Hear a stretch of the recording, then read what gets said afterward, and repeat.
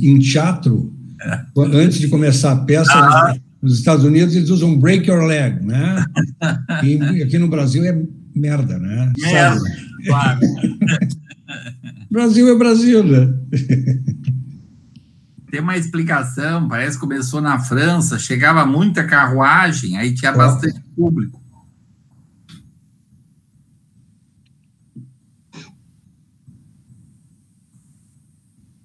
Só porque eu acho que...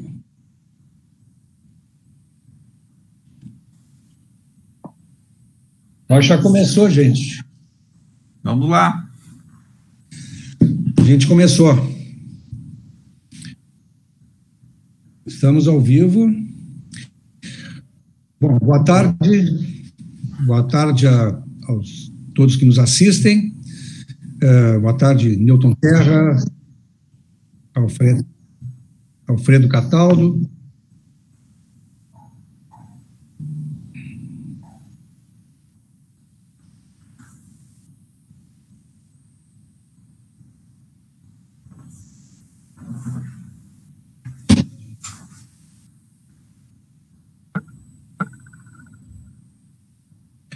Bom, vamos começar falando sobre o museu.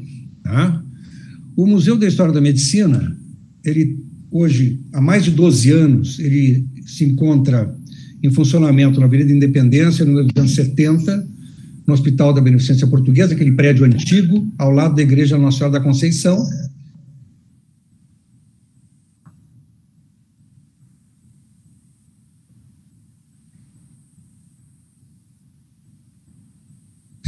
O acervo nós temos, o nosso acervo é composto de objetos, equipamentos, documentos, livros raros, que são acessíveis ao público em exposições e pesquisas. A equipe multidisciplinar é coordenada pela Simone Correia e tem 14 profissionais graduandos, pós-graduandos, mestres, administradores de saúde, história, pedagogia, museologia, ciências jurídicas, administração de empresas, e além dos estagiários, né, nós gostaria de citar as museólogas Ângela Pomati, Gláucia Kunzer, que tem um trabalho fantástico de organização das nossas peças e das nossas exposições. A live de hoje, nós teremos a participação do Dr. Newton Bristerra, a quem a gente já começa agradecendo. Dr. Terra é geriatra, doutor em gerontologia biomédica, professor do Instituto de Geriatria e Gerontologia da PUC. É coordenador de vários livros e vamos citar o último, que vem bem a propósito da nossa live, que é o Só é Velho Quem Quer. Esse livro está à disposição no Asilo Padre Cacique, na SPAM e na Associação dos Portadores da Taxia, com renda revertida para essas instituições. Teremos também o doutor Alfredo Cataldo Neto, muito obrigado, doutor Alfredo, que é psiquiatra pela PUC, psicanalista da Sociedade Psicanalítica de Porto Alegre, professor titular da Faculdade de Medicina da PUC, tem vários livros editados, entre os quais Envelhecimento e Saúde Mental e Manual de Psiquiatria Geriátrica, que é esse livro aqui, lançado há pouco tempo. Bom, boa tarde, então, aos nossos participantes, e eu passaria a palavra para o Dr. Newton Terra para começar essa live falando sobre os idosos, sobre geriatria em tempos de pandemia. A palavra é sua, Dr. Terra. Tá ok. Muito obrigado, Dr. Marcos, pelo gentil e honroso convite. Me sinto muito feliz, principalmente, de dividir essa live com uma pessoa que eu tenho uma enorme admiração e carinho, que é o Dr. Alfredo Cataldo Neto. E eu pretendo iniciar a minha apresentação trazendo um tema, eu diria, um pouco delicado, controverso, polêmico, mas merecedor de uma reflexão. Em 1979, um escritor que eu não lembro a nacionalidade, escreveu um livro chamado A Escolha de Sofia, William Stylor é o nome do autor desse livro, que foi um sucesso, foi best-seller na época, e esse livro trata de um romance, na realidade ele aborda um triângulo amoroso. Eu não li o livro, mas vi o filme que passou em 82, que foi estrelado pela Meryl Streep, que inclusive ganhou o Oscar naquela época de melhor atriz. Na realidade, o romance trata de um triângulo amoroso, mas o que eu quero chamar a atenção aqui é a expressão que hoje é muito utilizada no meio médico, que é a escolha de Sofia. A Sofia, na realidade, para quem viu o filme ou leu o livro, é uma polonesa que é presa por suspeita de contrabando e encaminhada com seus 2 filhos para o campo de concentração de Auschwitz, durante a Segunda Guerra Mundial. E lá chegando, ela encontra pela frente um oficial nazista e que faz uma proposta simplesmente terrível. Então, ela é forçada por esse carrasco nazista a fazer uma opção. A Sofia é viúva e tem 2 filhos, um menino e uma menina. E ela teria que escolher um que fosse para a câmara de gás e o outro sobreviveria.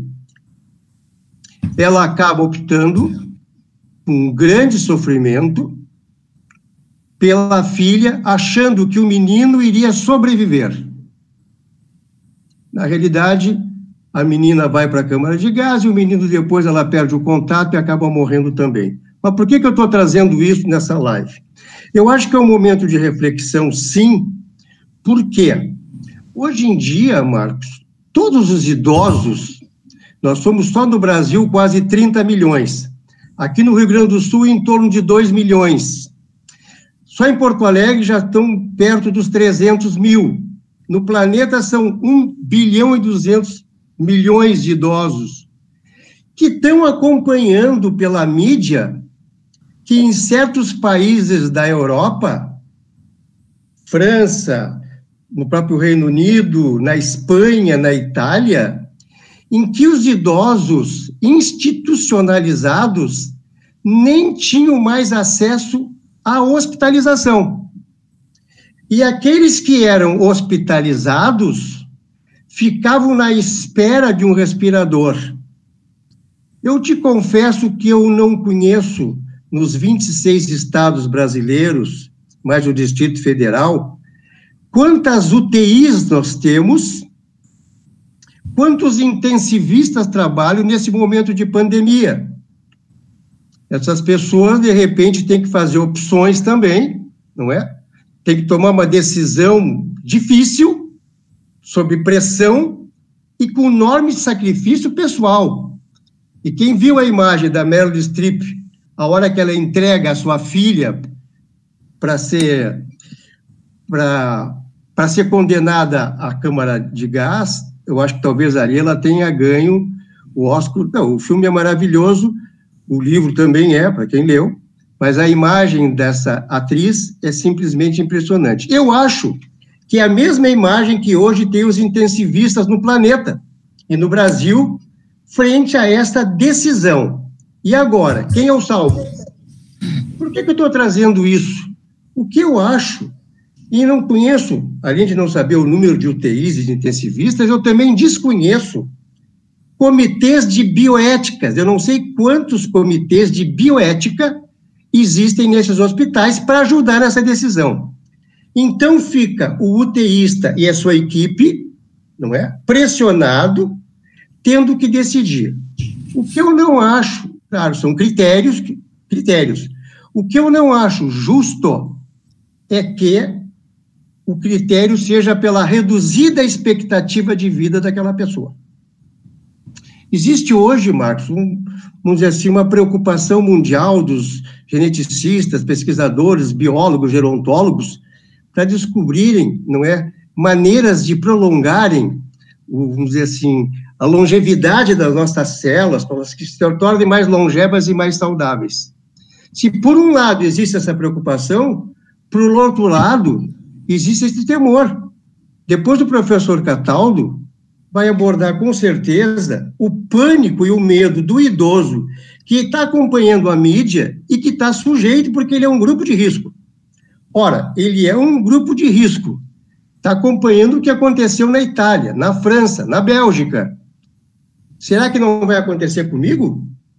Então, além das, vamos dizer assim, das implicações do impacto psicológico que serão abordadas certamente pelo professor Cataldo, desse isolamento, desse confinamento, da distância dos amigos, dos filhos, enfim, sofrendo agressões psicológicas e financeiras, etc., que serão abordadas certamente pelo doutor Cataldo, tem esse temor de que eu seja, de repente, contaminado por esse vírus e que não tenha acesso a um atendimento, vamos dizer assim, adequado. Eu começaria por aí.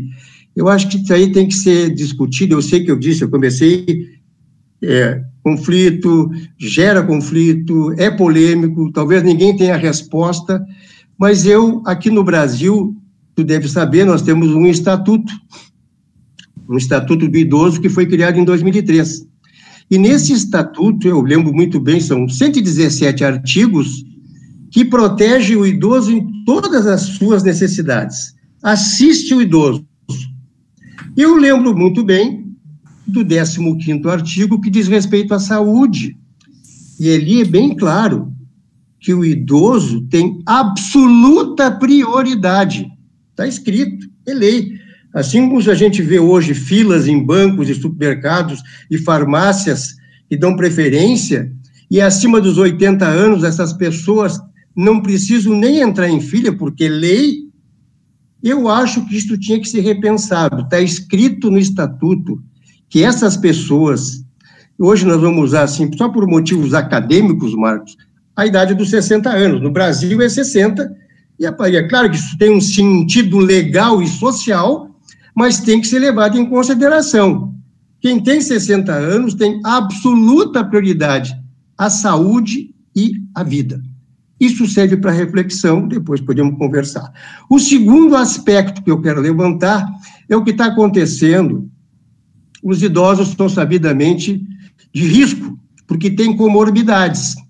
E volta e meia, nós olhamos que os pacientes que têm DPOC, bronquite crônica, enfisema, ou asma, ou cardiopatia, ou diabetes, ou hipertensão, ou são imunodeprimidos, e que já têm as alterações próprias, a diminuição do seu sistema imunológico, não é? Pelo próprio envelhecimento, ele já sabe. E o que está acontecendo? Então, ele não sai mais de casa com medo de ser contaminado.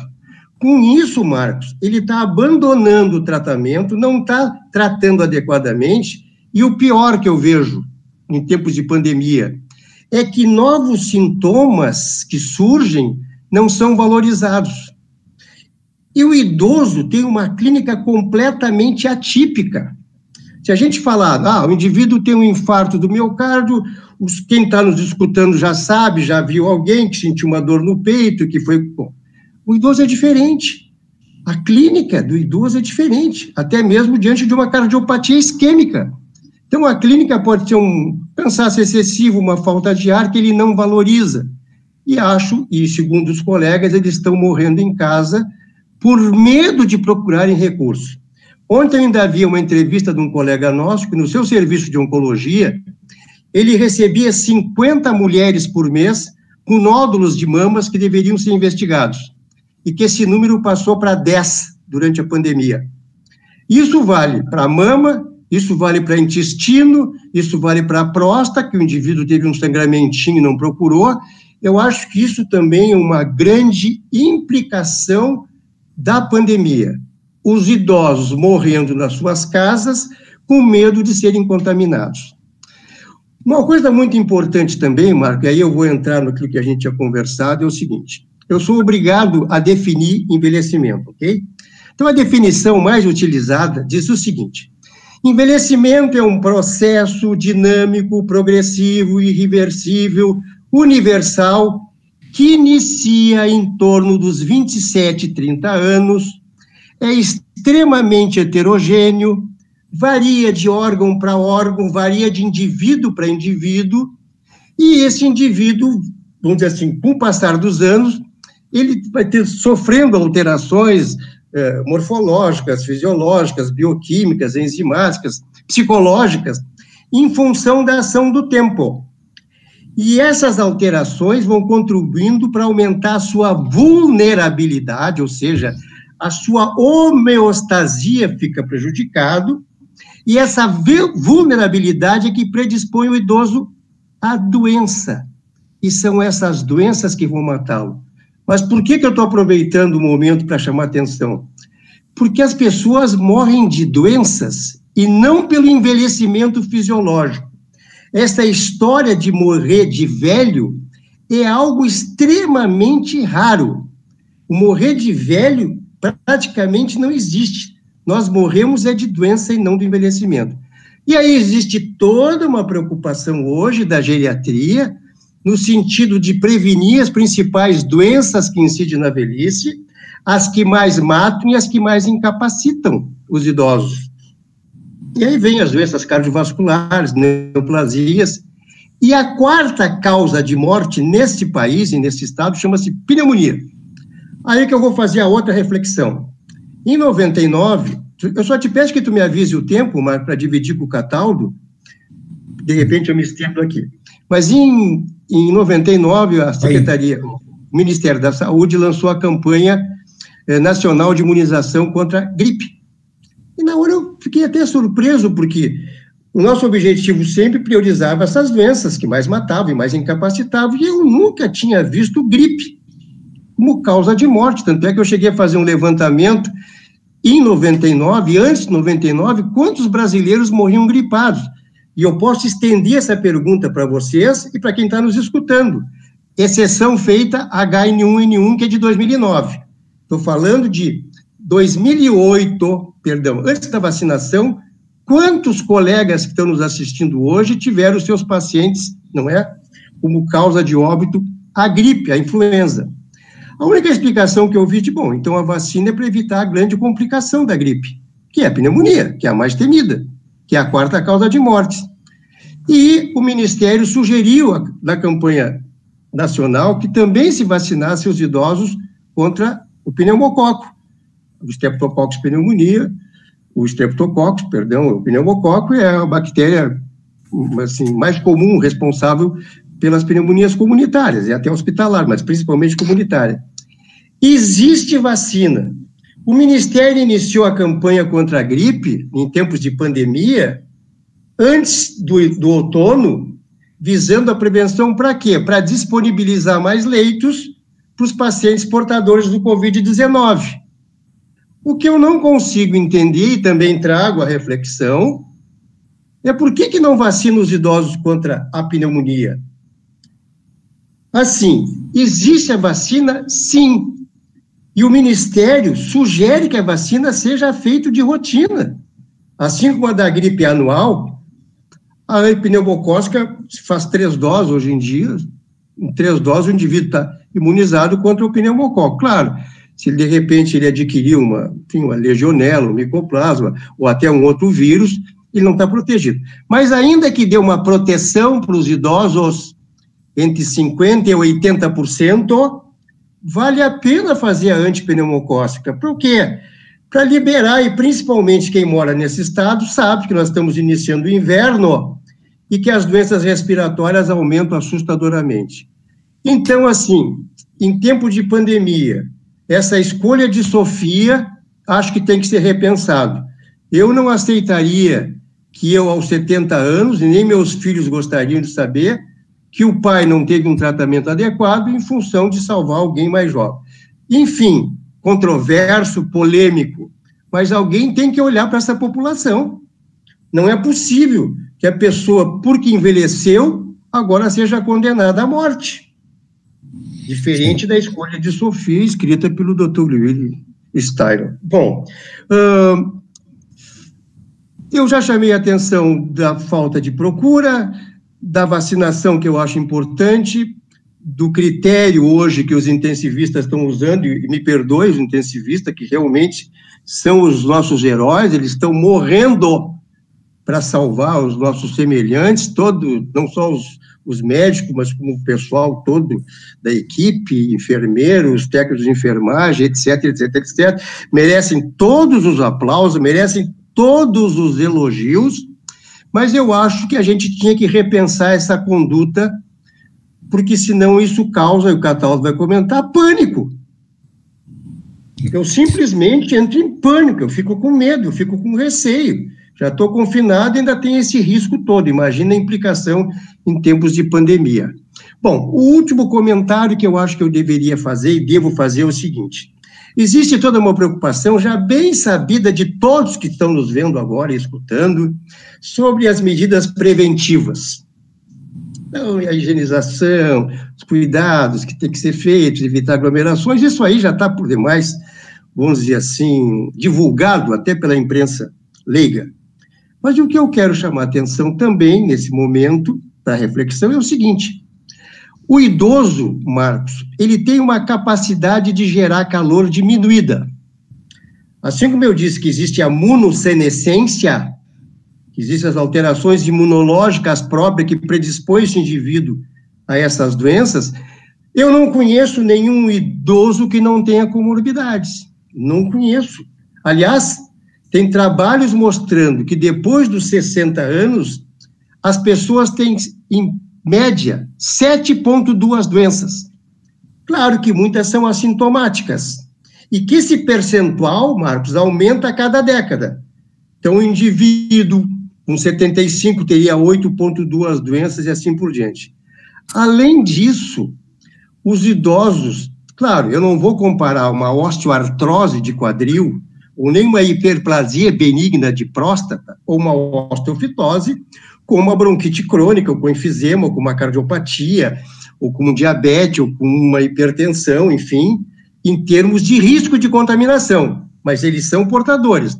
Se eu pegar só a hipertensão, 60% dos idosos do nosso país são hipertensos, que já é uma comorbidade que está incluída no fator de risco e bem divulgada. Só essa.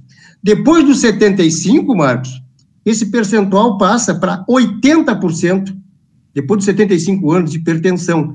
Eu ficaria só com essa, pelo ritmo. Não conheço gente que não tenha comorbidades, a média é essa. Bom, então existe uma preocupação geral hoje para que esses indivíduos não sejam contaminados. E o que eu observei em alguns lugares que eu mesmo fui? Que mediu a minha temperatura corporal.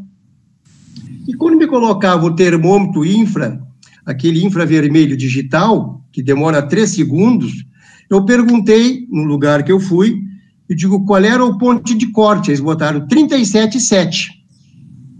Temperatura corporal, 37,7. Bom, aí eu cheguei a comentar isso e acabei entrando em contato com a administração desse shopping, porque eu dizia que se a preocupação é detectar no idoso, e se o idoso já tem uma capacidade diminuída de gerar calor, que esse ponto deveria ser diminuído, tem que ser repensado. Como é que eu vou proteger o idoso que trabalha, ou, enfim, o que sai, com 37,7, quase 38 de temperatura corporal?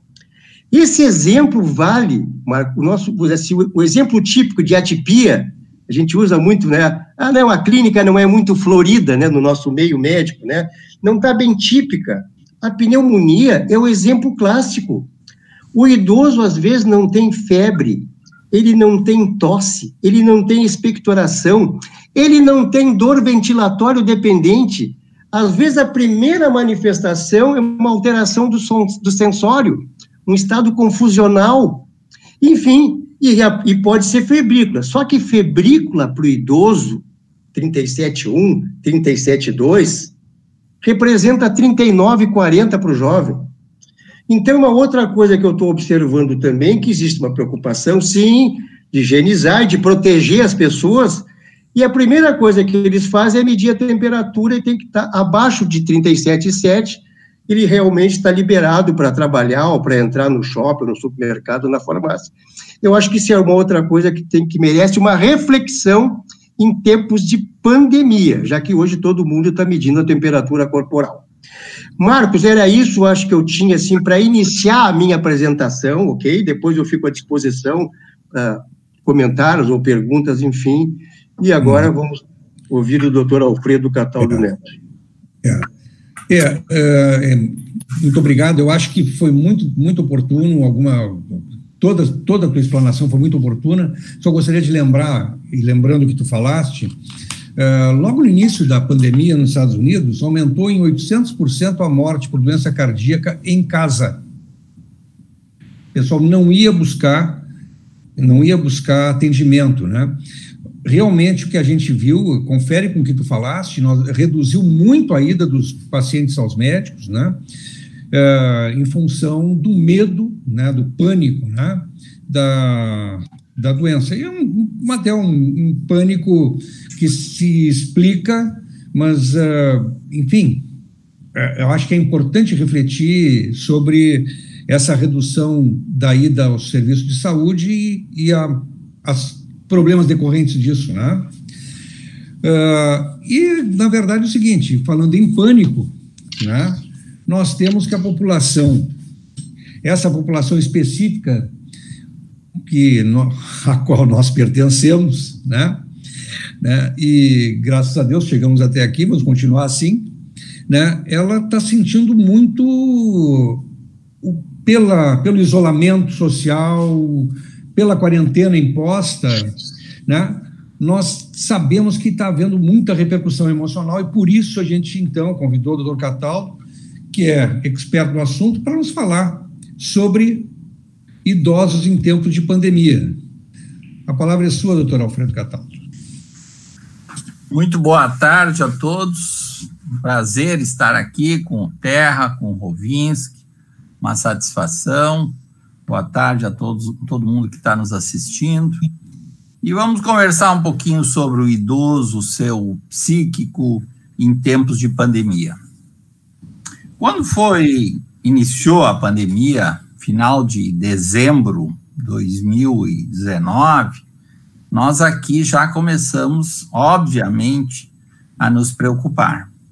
E essa preocupação foi apenas aumentando, né? Os jornais televisivos, diários, aquela contagem, morreu mais um, morreu mais um, morreu mais um, essas notícias que o Terra colocou muito bem. Uma vez que eu assisti foi na Itália os médicos têm que decidir, e aí era o critério de idade, bota no respirador, não bota no respirador, e é óbvio que todo mundo começou a crescentemente ficar com medo e em pânico. Claro que cada um reagiu à sua maneira. Tá? Eu tenho pacientes que, a partir desse fato, simplesmente não saem mais de casa há 90 dias, 100 dias, e todas as pessoas que entram praticamente são vestidas como se fossem astronautas, né? Então, nós temos opostos, assim como às vezes a gente vê na TV a pessoa muito tranquila, sem máscara, com seu chinelinho de dedo, sem camisa, na maior tranquilidade, né? Festas sociais promovidas. Outro dia vi que um deputado também promove festinhas. Então, nós temos uma vasta variação de maneiras de enfrentamento. Claro que o enfrentamento ao corona fez com que também, dentro das casas, nós tivéssemos duas posições. Ou a pessoa que vive só, e isso foi intensificado, porque ela podia viver só, mas ela tinha fora de casa uma grande atividade social, que agora ela não pode fazer. E isso é uma capacidade mental que nós temos que ter de conviver com a gente, ser a melhor companhia para a gente mesmo. Isso não é muito fácil, mas as pessoas conseguem, principalmente as mais saudáveis, fazer isso. No outro polo, nós temos um intenso convívio, né? A gente pode dizer com certeza que os casamentos nunca foram tão testados como agora, porque 24 horas junto Não tem como dar aquela saidinha, o futebol, o chopinho do não sei de que dia, a saída com as amigas, né? Não tem, é convívio de manhã, de tarde e de noite. Então, intensificou os conflitos, não só dos casais, como nas próprias famílias. Um dado, assim, estarrecedor, na China, o número de idosos agredidos em suas casas, eu não sei exatamente o índice que aumentou, assim, de cabeça, mas cerca de 50%, 60% a mais de agressões dentro de casa, só as denunciadas. Isso fez com que a gente ficasse preocupado, e nós estamos fazendo agora um projeto de mestrado de uma colega, a Samantha Citarte, que vai investigar na Delegacia do Idoso aqui de Porto Alegre o quanto nós estamos tendo de ocorrência de agressões aos idosos e comparar com o ano passado. A última pesquisa que nós fizemos, de 1h30 e 1h30, um idoso era agredido em Porto Alegre, dentro da sua casa, por familiar. E agora, me desculpe os genros, mas a prevalência maior era dos genros. E as vítimas, obviamente, eram as sogras, né? Merecido ou não, é um dado estarrecedor. Né? Merecido ou não é boa. Né? Nada justifica uma agressão. Eu estou brincando porque eu acho esse dado assim estarrecedor, né? É impressionante. Ser agredir uma pessoa idosa é de uma violência, é de uma praticamente impossível de a gente conseguir entender. Né? Bom, nós temos mais coisas. À medida que nós enfrentamos o Covid, nós perdemos a liberdade. Nós não podemos fazer o que a gente quer. Mesmo que a gente não quisesse. Por exemplo, eu vejo muito idoso que quer sair, mas ele nunca quis sair, mas agora ele quer sair. Né? O paciente me conta, meus pacientes idosos, a maioria estão sendo atendidos online, e eles me contam, não, eu quero sair, e eu até lembro, mas o senhor não gostava de sair, não, mas agora eu quero sair. É o conceito de liberdade. Né? Tu não pode sair, tu tem que ficar. Então, isso provoca uma reação interna grande.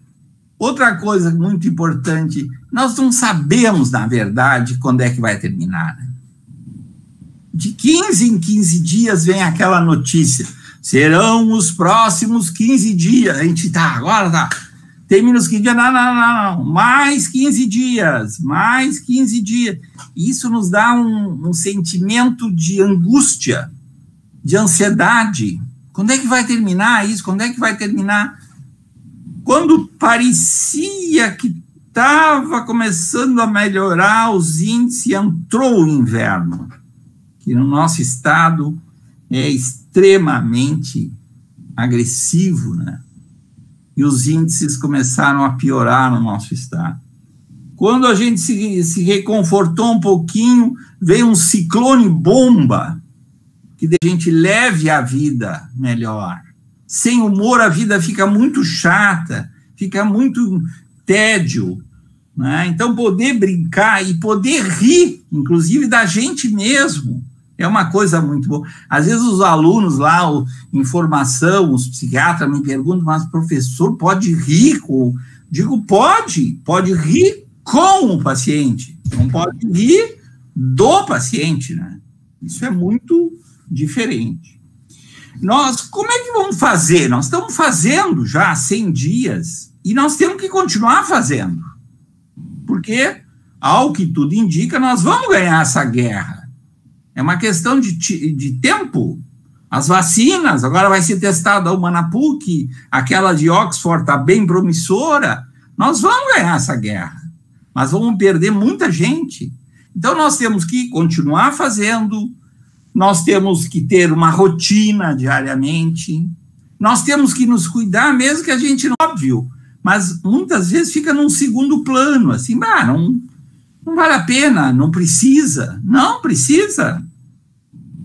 Ontem, uma paciente que eu acompanho de 102 anos me disse que ela descobriu a fórmula para enfrentar o Covid e que eu transmitisse para vocês hoje, que ela sabia da minha participação, ela deve estar me escutando, até me autorizou a falar isso.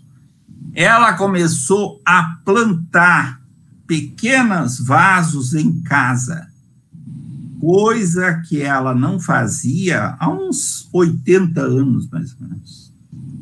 Vejam que lucidez, vejam que atitude saudável dessa pessoa. Isso que nós precisamos fazer, criar situações novas, desenvolver velhos talentos, né? Eu consegui, nesse confinamento também, concluir um livro que nós vínhamos nos arrastando na organização, e estava bastante difícil, porque tinha mais de 100 autores, mas graças a esse espaço que se criou, a gente pôde fazer isso. A atividade física, nós temos que mantê-la. Se não fazemos até agora, vamos iniciar. Mas não dá para sair, não precisa sair. Uma atividade física pode ser feita dentro de casa. Precisamos manter nossas atividades de lazer, aquilo que a gente gosta. Né? Tantas séries interessantes para assistir, tantos filmes, ou tantos livros mesmo. Quantos livros as pessoas têm em casa que não leram? Eu não conheço nenhuma biblioteca de nenhum amigo meu que o amigo leu tudo. Todos os amigos que eu conheço têm livros que ele comprou e ele disse assim, quando eu tiver tempo, eu vou ler. E esse tempo não chegava. Pode ser agora o tempo. Né? Uma outra coisa difícil de enfrentar que é uma mudança de papéis. Os idosos têm que passar, e vão passando gradativamente, às vezes, a obedecer os filhos. E aí fica, às vezes, um grande conflito. Né? Eu recebi um post bem no início, achei muito engraçado, nunca esqueci, uma moça, assim, jovem, com um chinelo na mão, ligando para a amiga e dizendo assim, se tu observar o meu pai fora de casa, tu me chama que eu vou buscar ele de chinelo. Que era aquela expressão que as mães de antigamente faziam, né? Buscar seus filhos de chinelo. Então, há uma mudança de papéis. Os filhos, verdadeiramente preocupados, cuidando dos seus pais, proibindo e não querendo, e às vezes isso gerando conflito. Isso tem que ser mediado com muito diálogo, né? A única coisa que funciona realmente no conflito do ser humano com o outro é o diálogo. Sem diálogo, e esse diálogo tem que ser temperado pelo afeto. O idoso vai obedecer, vamos dizer assim, entre aspas, o filho preocupado ou a filha preocupada, se ele sentir que há uma preocupação afetiva e não uma coisa obsessiva, uma coisa de castigo. Tá? Então, tudo isso nós temos que estar atento. E, por último, eu gostaria de falar sobre a esperança, assim.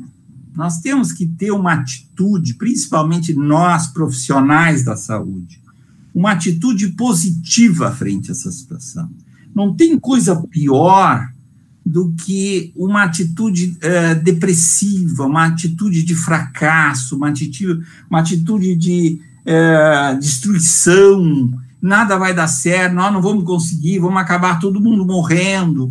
Isso é muito ruim, principalmente com as pessoas mais depressivas. Elas precisam muito que alguém perto dessa pessoa diga, não vai acontecer isso, nós vamos enfrentar, nós vamos conseguir.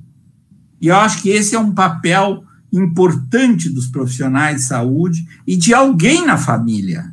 Nós não podemos ter um time de derrotados. Nós temos que ter alguém que esteja forte o suficiente para vamos enfrentar, vamos encontrar uma solução, e é o que nós estamos fazendo. A ciência está avançando, as vacinas estão se multiplicando, diz que são centenas de vacinas que estão sendo pesquisadas no mundo, que é a única maneira realmente de a gente conseguir vencer esse vírus.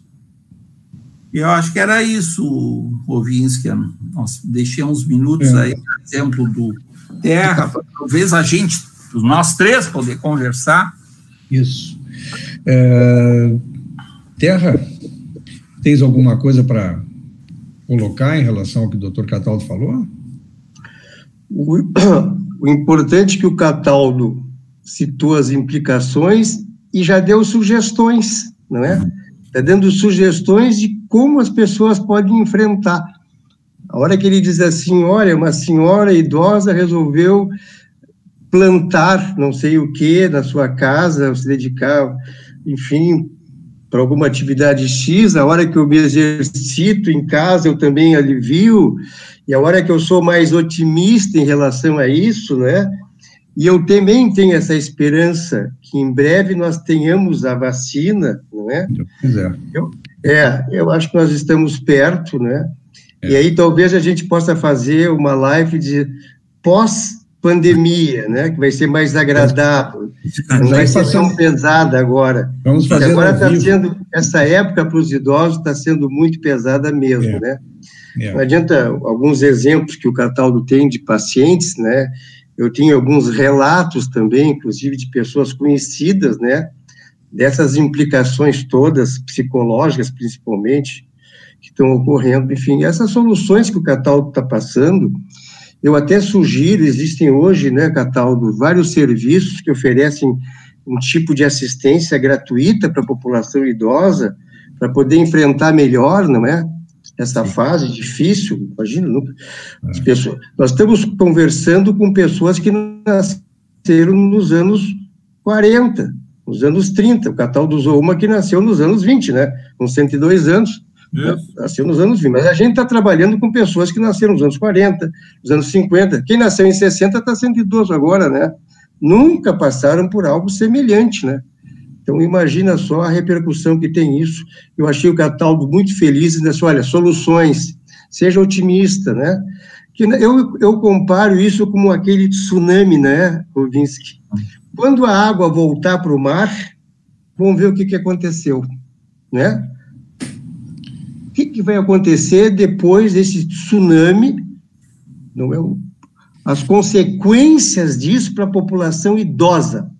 E uma coisa que o Cataldo citou, que eu adorei, às vezes o paciente já tem o humor deprimido, ele não tem a depressão doença, mas tem aquele que é doente e que vai piorar o seu quadro depressivo, e até mesmo, não sei, Cataldo, o paciente que possa ter um transtorno obsessivo compulsivo e também piorar a evolução do seu quadro durante esse período. Quer dizer, as implicações físicas, eu já comentei, não é? Esses cuidados que a gente tem que ter com a saúde, torcendo e rezando para que nós tenhamos a vacina em curto prazo, mas essas implicações que o Cataldo citou, e as sugestões já de, vamos dizer assim, de tratamento, eu acho que são excelentes, né, para quem está nos escutando. A pessoa tem que se reinventar, não pode caminhar na rua, caminha do quarto para a sala, né? Essa senhora, depois de anos, resolveu plantar, ótimo, tem que se reinventar, a pessoa tem que se sentir útil. A pior coisa, eu acho que para o idoso, é o sentimento de inutilidade. Isso tem um peso. Então, assim, como já foi dito, eu não posso sair, estou confinado, estou sofrendo violência, né? Não posso fazer nada. E aquele... Pode ser o shopping que o Cataldo falou, mas pode ser o joguinho de bocha com os amigos do final de semana. Eu estou preso, eu tenho que me reinventar, eu tenho que fazer alguma coisa para poder, claro, dentro das minhas limitações. Eu acho que, de repente, se o grau de ansiedade ou de depressão assumir um ponto X, a sugestão é que o idoso entre em contato, sim, faça consultas gratuitas ou não, ou procure os seus terapeutas, não abandone a sua terapia para ajudar-vos a passar essa fase que é muito difícil, é muito dolorosa. Eu vejo isso com muita tristeza, não é? Assim, não repito, eu não tinha passado, assim que nem tu, Marcos, por uma situação dessas na vida, não é? Uma pandemia, mais de 190 países contaminados com esse vírus, não é? Matando nossos pacientes, matando nossos colegas, matando nossos amigos, né? E a gente completamente impotente fazendo a nossa parte, lógico, dos cuidados gerais que nos são passados pela Organização Mundial de Saúde, mas é uma situação drástica, dramática, difícil. Então, eu acho que o Cataldo abordou... Muito feliz. Muita felicidade, essas sugestões, Marcos, para que a gente possa enfrentar essa fase aí. Eu acho que foi muito importante. Desculpe, fala, Cataldo. Não, eu acho que foi bom o Terra ter falado, que eu talvez tenha transmitido uma ideia muito otimista, né? Mas era mais no sentido de haver essa possibilidade, essa esperança. A situação é muito grave, não há dúvida nenhuma. Né?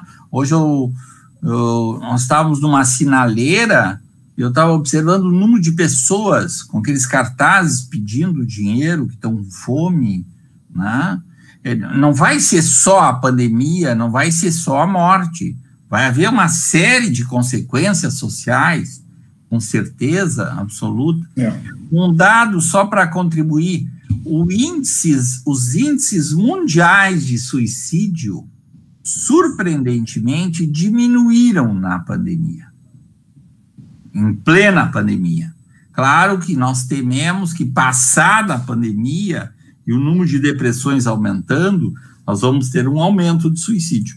Mas, durante a pandemia, os índices diminuíram. Talvez porque agora a pessoa tem um inimigo ali, visível, fora de casa.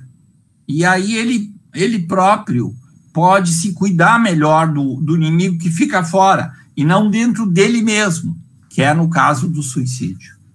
A situação é grave, mas nós temos que ter uma posição otimista de enfrentamento. Mas é muito grave. Olha, o que a gente pode tirar, do que a gente conversou, primeiro, assim, são os cuidados que nós temos que ter com o conceito de idoso, os cuidados com o idoso, né? Os cuidados clínicos, né? A vacina antipneumocócica, eu acho que foi uma excelente sugestão. Por que não é liberada e incentivada para os idosos, né? Também os cuidados, os conceitos que se tem sobre temperatura. Realmente, o idoso raramente tem febre. Nós vemos em hospitais o paciente com septicemia por uma infecção urinária e tal, e sem temperatura. A única coisa realmente é uma mudança da cognição, uma mudança do comportamento, depressão, fraqueza, e quando tu vai ver, ele está com uma infecção urinária, uma infecção respiratória, assim, assintomática, né? E acho que sim, chamou a atenção bem, foi chamada a atenção sobre a questão de ligar a televisão e ver morte o tempo inteiro. Também nós temos uma realidade que é o uso político dessa pandemia, né? Está sendo usado a favor ou contra, sei lá quem, mas não importa. Está se usando politicamente. Quem está sofrendo com esse tipo de abordagem é a população, principalmente a população idosa, que é quem fica mais tempo em casa assistindo uma televisão que só mostra morte, né? Eu acho que realmente isso ajuda muito a piorar a situação do idoso, né? Eu achei muito interessante, até eu fazer uma reflexão minha pessoal, né? Eu tenho uma filha que mora no exterior e mora numa casa nos Estados Unidos e está em quarentena, faz 90 dias, né, trabalhando home office, e uma das coisas que ela fez foi criar uma horta, começou a plantar, né? Porque ela não pode sair de casa, então ela está lá, nos telefones mostrando o tamanho do tomate dela agora, tomateiro e tal. Realmente procurou uma razão para ficar em casa, né? E nós temos que ter muita resiliência nesse momento, porque a cada 15 dias vai ser o pico, né? A cada 15 dias, e a gente, agora está na esperança, nós estamos realmente nós que, apesar, eu ainda estou trabalhando, vocês também, mas a gente não consegue, por exemplo, abraçar ninguém, não consegue se cumprimentar, a gente tem que estar falando assim à distância. As reuniões por live são a realidade do momento, quer dizer, ninguém mais enxerga ninguém, e isso realmente deixa a pessoa muito chateada. Eu vejo que ninguém está muito feliz, né? Mas acho que o que o Cataldo falou, assim, usar a criatividade, essa história da horta. Eu gosto de tocar violão, estou tocando violão, outro toca piano, está aprendendo a tocar, né, por ensino à distância, não sei lá o quê, mas as pessoas se reinventam para buscar uma motivação para a vida, né? E acho que a coisa mais importante, acho que disso aqui, que o Cataldo conversou, não mais importante, mas que eu achei muito importante, é a questão da esperança. A esperança, acho que incentivar a ideia de esperança, de que logo, logo isso vai terminar, né? A questão da coisa espiritual, né? Se fortalecer espiritualmente, né? Saber que isso tem luz no fim do túnel, né? E exercitar o afeto, né? Imagina assim, uma pessoa, eu me lembro assim que tem que ter muita criatividade, muita resiliência mesmo. Eu estava o sindicato médico, onde eu trabalho, né? Nós temos um asilo que a gente ajuda, e eu estava nesse asilo, fui levar material, assim, e ninguém entra, né? Ninguém entra no asilo. Então, assim, foi uma cena muito patética, assim. A vovó no lado de dentro, numa cadeira de rodas, e a filha e a neta lá atrás da grade, uma abanando para a outra, mandando presentinho, e outra limpando o presentinho antes de entregar para a vovó. Então, realmente, é uma situação que tem que ter muita esperança, muita resiliência, muita sabedoria nessa hora, né?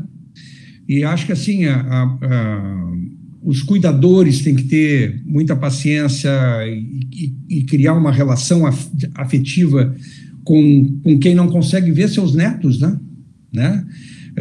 Então, eu acho que realmente nós temos que pensar nisso, é o momento dessa reflexão. Mas eu deixaria a palavra com vocês para a conclusão. Terra, tens alguma coisa? Gostaria de falar mais alguma coisa?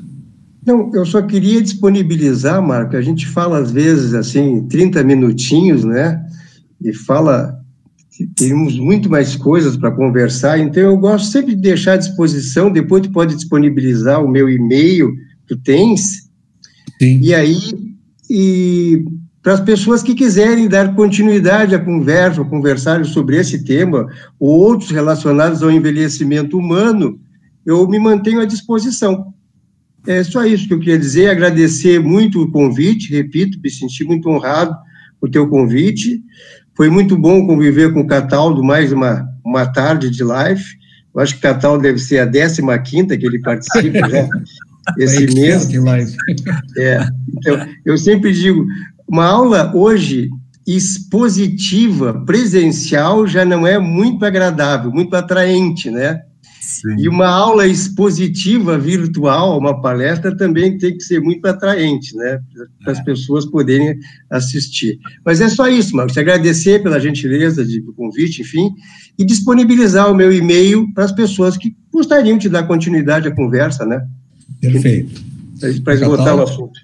Eu também quero agradecer muito a ti, Rovinski, o convite, ao meu amigo Terra, né? Faz tempo que nós não convivemos pessoalmente, mas intensamente via telefone, e-mail e outras questões. Então, por último, eu também queria enfatizar esse ponto, assim, tem muito que fazer. Qualquer um de nós pode fazer muito pelos outros.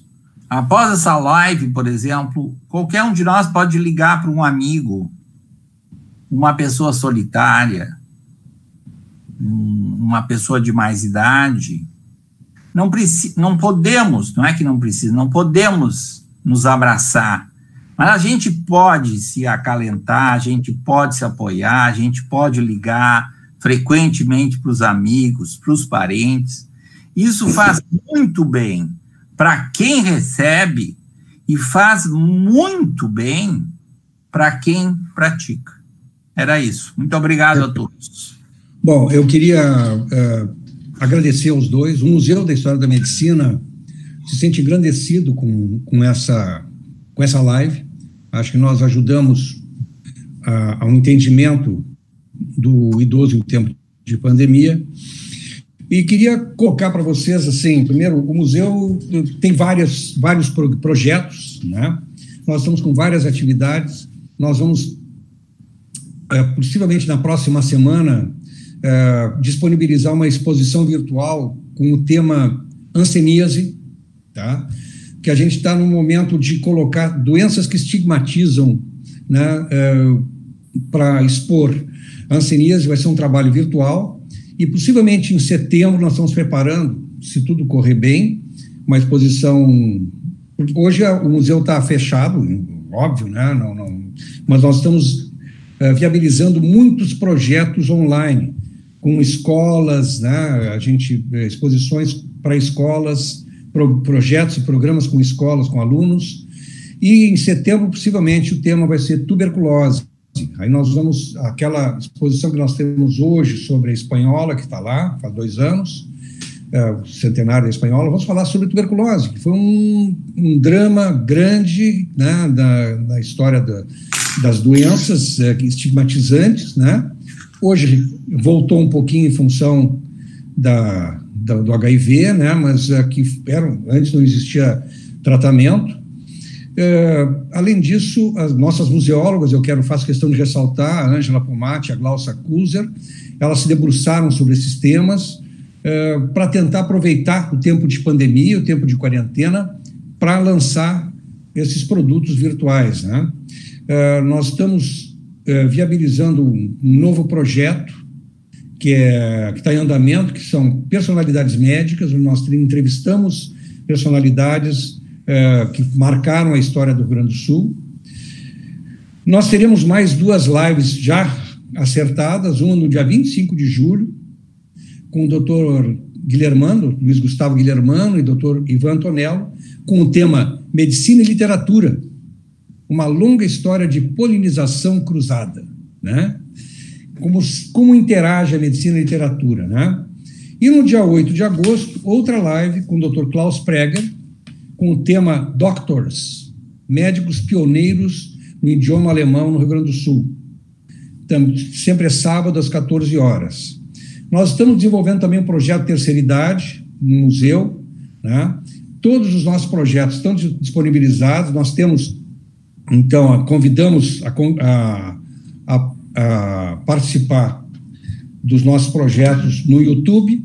Nós estamos utilizando o YouTube do Simers, porque é o YouTube mais poderoso, né? Então, o Simers é um parceiro de primeira hora, um dos fundadores, ajudaram a fundar o museu. Então, nos disponibilizam não só a TI, o Ayrton de Lemburg, que nos ajudou com a TI, é uma cedência temporária do Simers para nós, né? E, então, o YouTube do Simers, o YouTube do museu também. Essa live vai ficar ancorada no YouTube do Simers e depois no YouTube do museu, tá? E quero convidar a todos para, então, no dia 25 de julho e depois dia 8 de agosto, para as nossas lives. E agradecer muito, muito mesmo ao Terra e ao Cataldo, que ajudaram a brilhantar essa live, tá? Muito obrigado, até uma próxima, ok? Abraço. Tchau.